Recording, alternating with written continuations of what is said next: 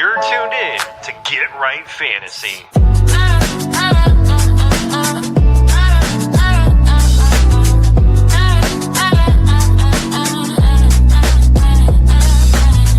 Hey everybody, Adam Rank here. What's up, friends? Daniel Dopp here from the Fantasy Focused Football Podcast over on ESPN. It's Fab, so you're Michael Fabiano from Sports Illustrated. You know who you can trust if you've got some questions about your fantasy squad? Want to check out a cool show on YouTube that'll help you get ready for the fantasy football season? Check out the Get Right Fantasy Network. Check out the Get Right Fantasy Network. If you are not subscribed, what are you waiting for? You want to lose your league? Head on over to YouTube. Check out the Get Right Fantasy Network because they're doing everything they can to make you a better fantasy player. You got to get right with the Get Right Fantasy Network.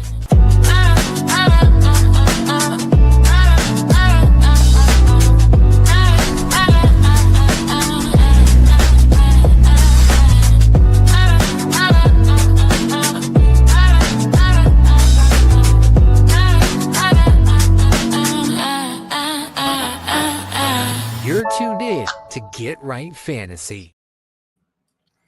What's going on tonight, ladies and gentlemen of YouTube? What a game. What a game that was. So, hey, cheers. Congrats to our Atlanta Falcons for making that an interesting one. You know, they know how to lose a game in pretty epic fashion, you know, more than most people. They know how to win one in pretty epic fashion. So, always happy when you get an offensively minded Thursday night game. You know, I feel like I start a lot of the defenses on Thursday night. You know, short week. I feel like the game plan's just neutered and not a time where you're seeing a whole lot of top end production. Yeah, that was actually turned into a fun one. Little comedy of errors, and then the fourth quarter too. I mean, yeah, for all intents and purposes, right outside of Atlanta Falcons doing weird things, and the Bucs kind of fumbling it, turning it over away, right? That kind of seemed like a game where the Bucs were kind of just going to run away with it at some point there, right? The Bake Show got their swag back just enough. You know, Atlanta kind of handed them pretty good opportunities, and they were good enough, you know, in the red zone, putting up some tutties there. But then, man, they kind of just gave the ball back to Atlanta. You know, and I felt like when they went up, when they put 28 on the board, I was wondering, okay, Atlanta, are you going to be able to go down if you just get a field goal and the offense kind of just has a couple spurts, but it doesn't keep the foot on the gas? I'm looking at Cousins' stat line, and I'm thinking to myself going into the fourth quarter, you know, even looking at it at halftime, I was thinking, you know, what am I going to talk about right now? He's having a pretty good game. Second half's going to tell the tape, right? Is he gonna choke? What's he gonna do? And he, yeah, definitely. And I won't say prove me wrong, but that drive was extremely instrumental. Just made all the throws, patient enough. Seemed like either Tampa Bay couldn't get to him, or their O-line really held up. I'd have to rewatch it a little bit, but definitely some great quarterback play by Kirk Cousins there. With some of the underwhelming quarterback play in the NFL, you look at what Geno did, at least to our expectations, and a roster that had some juice at some point, right? They didn't quite come together this year, but I think that's mostly a Geno problem. You know, Kirk's what? I think he's 30. No, he's 38. You know, is he starting to play himself into an interesting bridge option going into next year? You know, with this incoming quarterback class, we're kind of looking at it like there's a couple guys that might benefit from a few more snaps in college. They might not be as ready to go. Probably need a veteran to step in for a little bit. So Cousins definitely playing his way into some interesting conversations when it comes to the dynasty quarterback landscape. You know, did he go from dust to kind of an ultra cheap 1-year bridge in the way that Brissett's kind of playing himself into that kind of form as well? So pretty interesting. But back to Falcons and Buccaneers. Let's break it down a little bit. I got 2 full pages of notes actually. Took one out of. I'm trying to be the young Colin Coward over here, doing my best old man, sipping on my wine, watching the game, taking some notes tonight. But all right, let's start with the fantasy relevant stuff. Bijan Robinson, man, he's good. man, is he fantastic. Our group chat for Get Right was talking during the game a little bit, and just it's like he's ice skating out there. He just really looks the part of, it seems like the game is moving a little bit slower for him than for everybody else. Just real smooth. Just never seems frantic. Just always seems in control. I think that comes with an elite level of awareness, and the ability to change speed and direction in a way that just seems so natural to him. Other people literally snap their ligaments doing what he's doing, making it look so easy. And on the receiving line too, one of the things I tend to harp on with a lot of offenses is it seems like like the modern NFL puts up with the run game. It's not their favorite, but they need to do it because you can't just bury yourself in third and longs all the time. You give yourself a chance, right? Keep the defense honest a little bit, but they're moving a little bit more and more away from it with the rules favoring the passing game a little bit. And O-line's kind of deteriorating a little bit to some extent as well. But, he ended up with kind of a gaudy stat line of 8 receptions on 11 targets for 82 yards, right? High-end wide receiver numbers. But, quietly, I think midway through, I think the third, maybe earlier in the third. So it was looking like it was going to be a pretty good game for him. He just had a nice, comfortable 4 for 41. And I remember watching the game up to that point thinking, man, Bijan he just manufactures these really easy moving the chains. We're not going to do it enough that you can really punish us for it. Enough that it was just 4 for 41, right? He wasn't busting off some crazy Jahmyr Gibbs stuff. And there was enough where he would pretty much get, tackled, for nothing or a very short gain. But the amount of times he's able to turn that into 10 or 15, just a good chunk gain, get that first down. And the amount of times just taking that for 5 yards is really, really good. I kind of harp on it a little bit, but with an offense that didn't have much of an identity without Drake London, obviously we'll get to Kyle Pitts here in a little bit, but a team that I didn't know what they were going to do. I was writing down early on. I know they were moving the ball okay when Cousins was 8 for 10. I was still thinking to myself, okay, Kyle Pitts is getting some usage here, but I don't think they really know what they are. Feels like every play is either a good Bijan run or they're going to try to throw to Bijan, or they're looking for him and something didn't materialize because Bijan wasn't making something happen. So I don't think that changes anything. I think we already kind of knew that about Bijan, but on the fantasy football side of things and the dynasty side of things, you kind of talk about super premiums, and if you're really going to drop a bunch of stuff, one of the principles I tend to follow much more in dynasty fantasy right now is if you just play really good principled football, it's more about making less mistakes. You want to make a lot of transactions. You want to move. You want to put some things into play. You want to call your shots, right? But in the draft and picks and then trades, for the most part, going for just locking in really, really not great value, but just not taking any risks. The BTJ stuff, you never quite maybe trading it aggressively, getting in on like an Aronde Gadsden or just situations like that where it's like, look, just calm down a little bit. There's a difference between good situations, someone taking advantage of it, and just an elite level talent in a situation where the team also, there's like a team identity, team faith situation where it allows just elite level usage.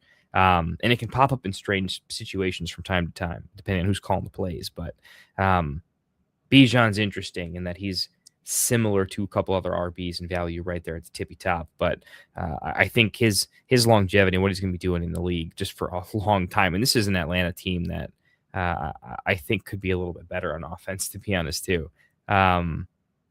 Yeah, man, just lock him in as the easiest, calmest RB1. I know McCaffrey's putting up more points. Gibbs can be a little flashier, beats him in touchdowns, but hard to argue that he's probably the most consistent, top 3-4 finish, pencil him in RB that you're going to see in quite some time. So made it look real good. Love to see running backs being so influential for a team's win-loss column too. Right, that we don't really see that in the modern NFL very often. Normally, it's a luxury position. Normally, it's if they're good, it's the cherry on top. But they're not swinging the matchup nearly in the way that the quarterback play is, or just overall positional play in general. They're not moving the needle enough, right? You don't see that with enough teams. You saw that like with Saquon with the Eagles last year was an example that we hadn't seen in a little while, and yet still it was almost muted by the fact that Jalen Hurts would have done it another way, and there were so many ways for that team to win outside of Saquon. He was just there. Fun seeing that with JT this year a little bit, but I think Bijan is the much better example of a team that outside of him, I just don't think they have much of an identity. We'll kind of get to it right now with Kyle Pitts being a bit of an identity I think they can get behind. Really seeing that work. I don't know how much I can trust it because I have to be honest. I don't think the Bucs have a very good defense. I think that was pretty apparent on some drives where I think Atlanta was lucking into, broken play.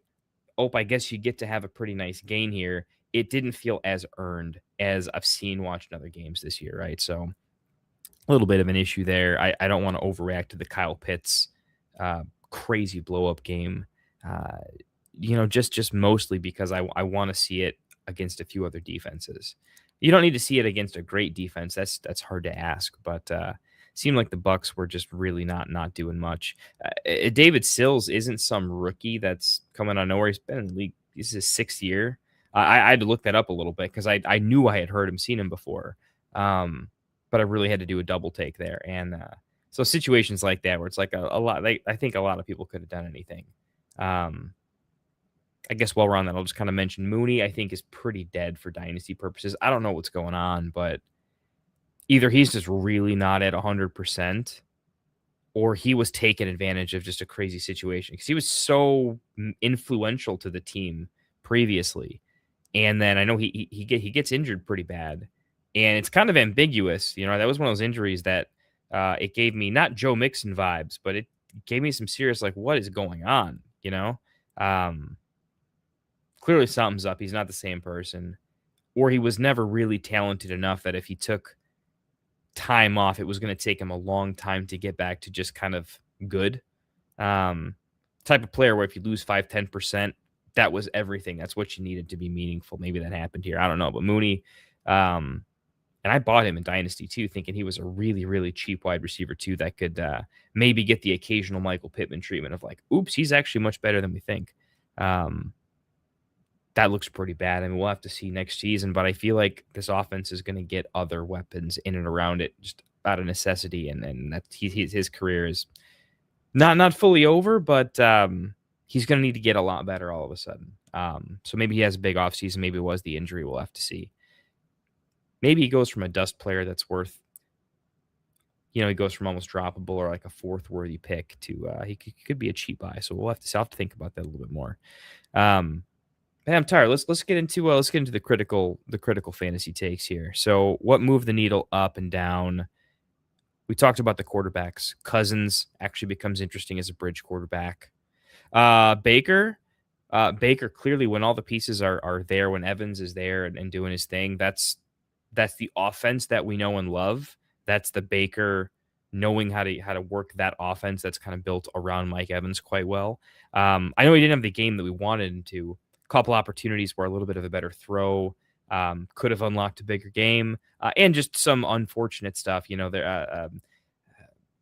could say Bucky got unlucky with the Sean Tucker touchdown, but that's another touchdown that didn't go to my boy Egbuka So I'm just defending Egbuka here real quick and saying there was a game where there was a decent amount of points and touchdowns scored. He could have been a part of that, just wasn't this week.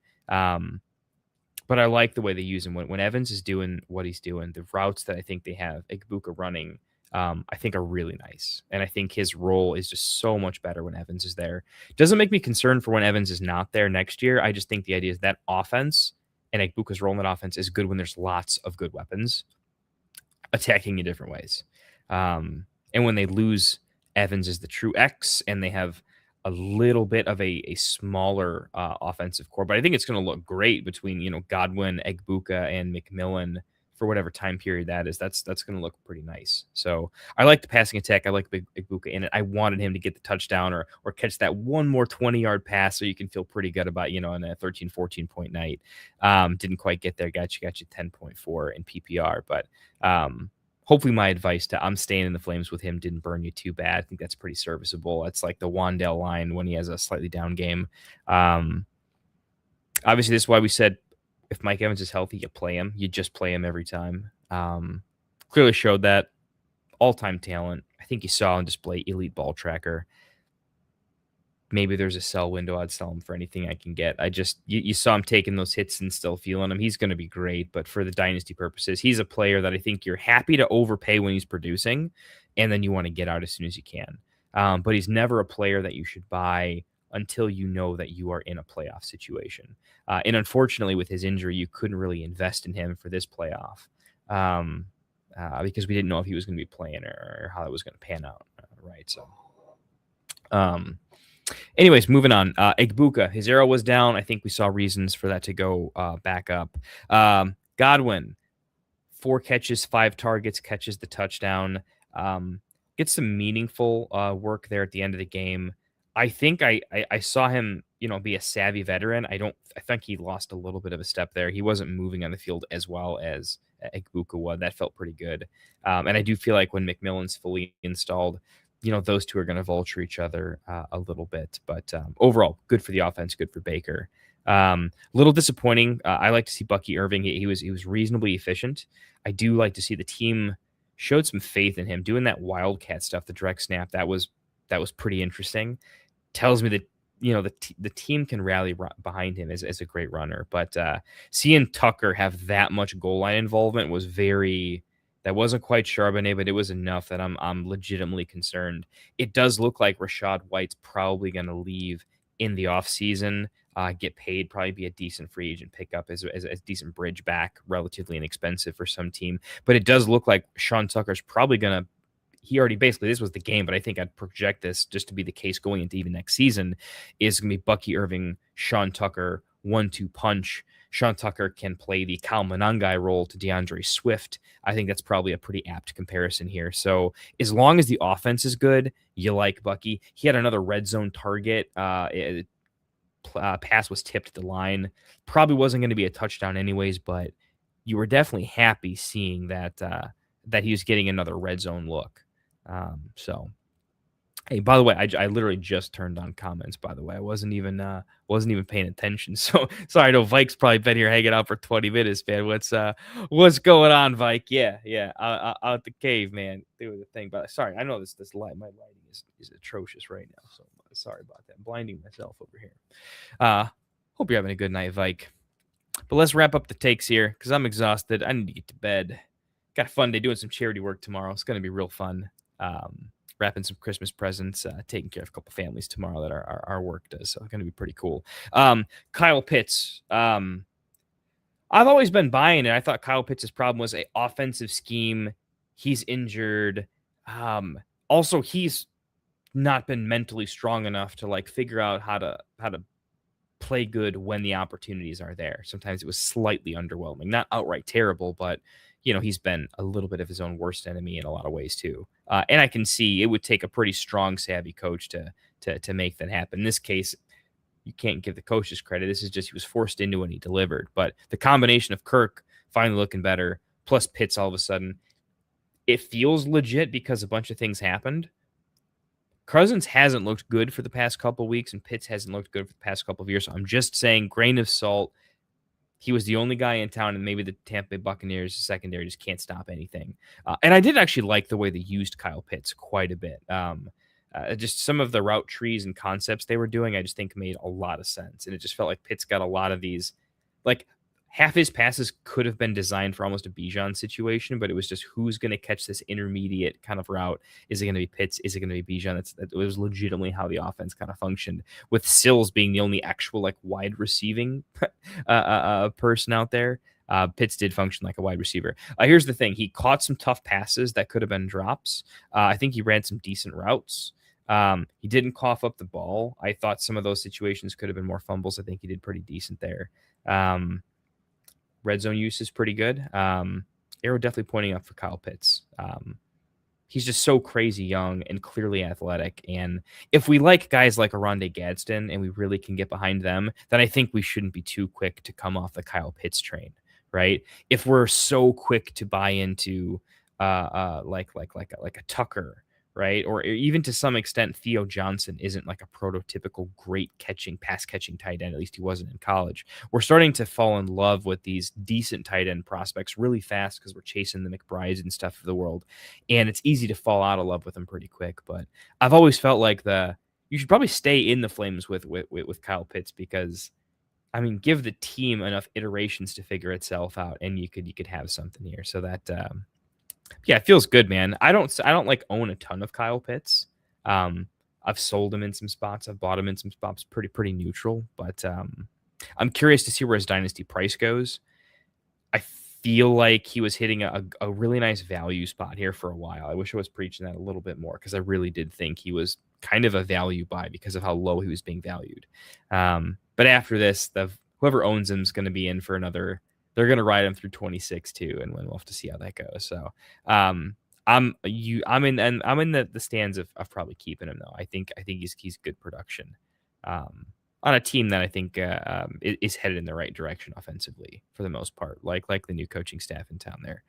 I think we covered everybody. Bucky zero. I'm a little bit nervous, a little bit down, ceiling capped. I can't look at Bucky the same way that I was one of the biggest Bucky Irving truthers and believers out there before while he was having his breakout and then afterwards through the injury. But I do think his ceiling is a little bit capped here.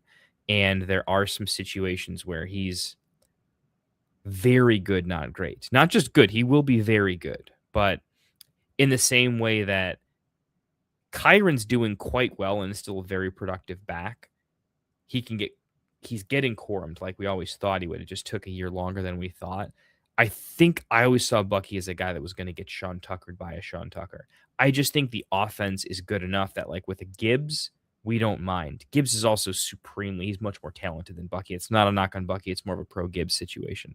But I do think we need to be cautious with Bucky's value in Dynasty. Running back position is already a little bit of we don't want to invest too much into it, but if you're going to invest for the long haul, Bucky's probably not someone I'm doing. I like him attached to a good offense, but touchdowns are going to get spread around quite a bit. I didn't like the pass catching usage for Bucky. I need to see that come back.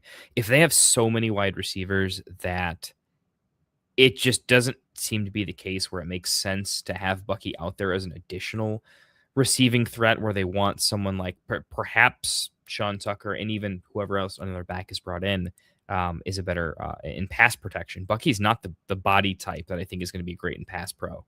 And with the receiving core, it looks like Bucky might lose a lot of situational pass protection situations.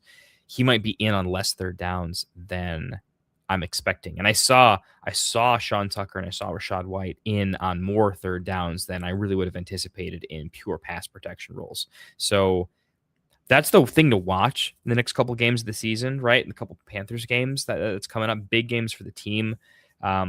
What's their Bucky utilization? I really want to watch that carefully.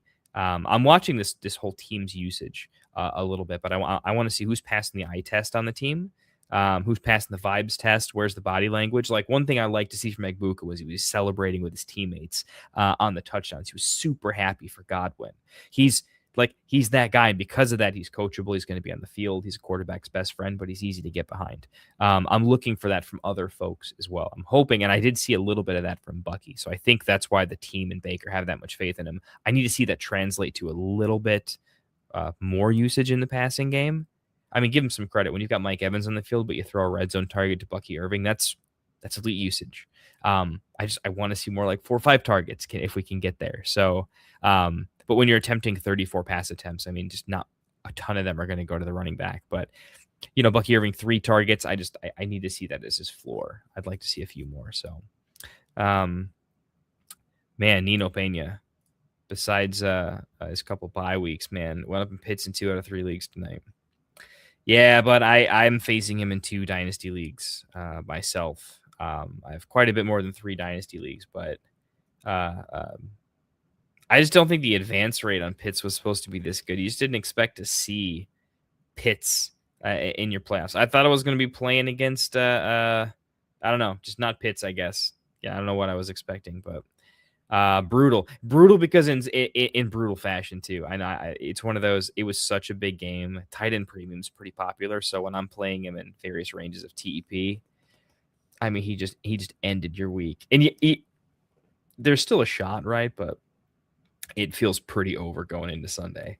Hey, on the plus side, it's like playing with house money now. When you go into that matchup, you're like you take your licks today, have a couple extra cocktails. There's a league I'm going up against Pitts in where, I've got 2 first-round picks, 2 second-round picks. I wasn't really set up to win this year. I've got a young core that's just overproducing a little bit. Wasn't planning. I thought I would make the playoffs. I like my team, but I didn't think this was the year I'd go all the way, right? I was still kind of building. This is the league where I went up against Pitts, right? So I'm not super worried there, right? But oh yeah, man. Dude, I'm with you, man. I'm with you. There was another league where I really did think that, like, dude, I didn't think it week 1, but by week 3, I was really feeling it, and things went the way it was supposed to. And I thought I'm so surprised. I think I'm the 3rd seed. I'm in that 3-4 situation where I just barely missed out on a bye, and now we're gonna be out to Pitts. So there's those lineups where, my goodness, man, we thought they were gonna advance, but they did not. So, congrats to Pitts, though, man. And the Pitts owners, I mean, you got to chalk it up, right? They deserved it. If you held Kyle Pitts this long, for the mental health of them and their team, cheers to Kyle Pitts owners everywhere, right? For the 3 of you that started him, here's the crazy thing: you probably should have started Kyle Pitts. If your team's so good, you might have had another wide receiver you could flex in, or maybe it's not tight end premium. But this was the matchup without London and going up against a bad secondary. Everything says, like, dude, Pitts is going to eat tonight, right? So it's funny that the folks that, like, didn't start him in the spots where, like, it's okay, everyone's starting him. Maximum punished for, like, if you own him and you didn't start him in this matchup because that's how little you think of him in the spot, probably should have sold him by now, right? So not try to rub it in the people that he's rotting on their benches. He's literally on my bench in one league, but my team is so stupidly stacked in that league. Like, it's you'd understand with where I'm at. Yeah. And Nino, what else you got? In at least one of the leagues, he's got a Josh Allen Puka, so anything's possible. Yeah. I'm that guy in a few leagues, man. I bought me an Allen share. I bought me a Puka. You know me, I usually sell all the time. I rarely buy. But when I do, it's Josh Allen and Puka Nacua. And I dropped, in this one league, I think I had 9 first-round picks at one point going, like, before week 1, I had about 9 first-round picks ready to go. Or some combination of that. It was even more at one point. And we ended up selling every single one of them. We got ourselves Puka Nacua. We got ourselves Jamar Chase. I think I parlayed a couple others for some other stuff, but started off with 9, have 0 now. Hopefully we're taking down the title, though. Anyways, it's been fun. This was a little bit of a beta test. I'm hopefully doing more of this. I can't be doing this quite as late, but I want to do real NFL reactions. We're going to talk a little bit more about the NFL implications. I just want to talk about the football teams. What I thought happened, what I think about the rest of season for the teams. Gotta be honest, I'll throw them a big shout out for our little team here. But I'm a big fan of Colin Cowherd. Love John Middlecoff. Love what they're doing over at the Volume. I watch his reactions. I like watching the NFL. I like how business and coaching affects the NFL more than anything, and I like the idea of playing quarterback general manager quite a bit. And so that definitely inspired this a little bit. So if you like reactions, definitely check his reaction videos out. It's all the things. I'll be watching his pretty shortly here. But yeah, we'll give this a shot. We'll try to dial it in a little bit.